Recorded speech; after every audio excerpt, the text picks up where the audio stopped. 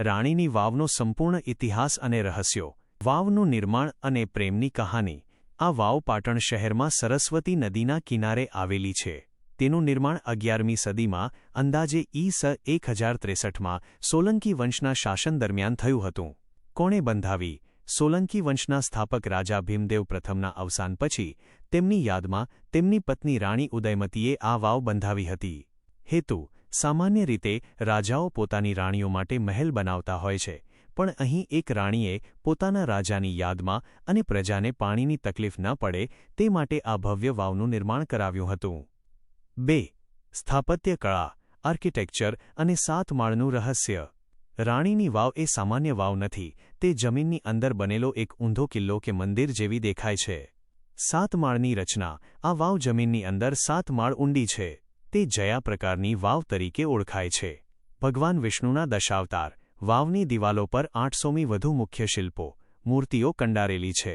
તેમાં ભગવાન વિષ્ણુના દશાવતાર રામ, કૃષ્ણ, વરાહ, વામન, નરસિંહ વગેરે સુંદર રીતે દર્શાવવામાં આવ્યા છે. અપ્સરાઓ અને શણગાર. અહીં 16 શિંગાર કરતી અપ્સરાઓ, નાગકન્યાઓ અને દેવી દેવતાઓની અદ્ભુત મૂર્તિઓ છે, જે એ સમયના કારીગરોની કુશળતા દર્શાવે છે. 3. ઇતિહાસનું સૌથી મોટું રહસ્ય.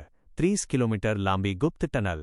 આ વાવનો ઉપયોગ માત્ર પાણી સંગ્રહ માટે જ નહોતો થતો, પણ યુદ્ધના સમયે તે એક સુરક્ષિત આશ્રયસ્થાન પણ હતી. વાવના સૌથી નીચેના એટલે કે 7મા માળે કૂવાની નજીક એક નાનો દરવાજો છે. આ દરવાજો એક 30 કિલોમીટર લાંબી ગુપ્ત ટનલ સુડન તરફ ખુલતો હતો, જે સીધી પાટણના સિદ્ધપુરના અલ્પા સરોવર પાસે નીકળતી હતી.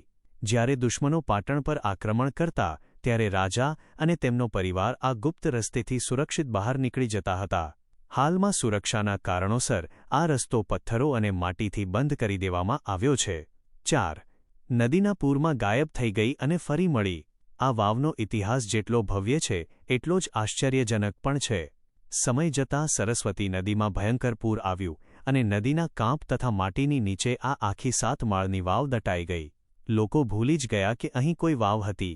સદીઓ સુધી તે જમીનની અંદર દટાયેલી રહી. વર્ષ 1980ની આસપાસ archaeological survey of India ASI એ અહીં ખોદકામ શરૂ કર્યું. જ્યારે માટી હટાવવામાં આવી ત્યારે આખી વાવ એવી ને એવી જ અકબંધ અને સુરક્ષિત બહાર આવી. માટીના કારણે તેની મૂર્તિઓને નુકસાન નહોતું થયું. 5. વૈશ્વિક સન્માન અને 100 રૂપિયાની નોટ. World heritage site.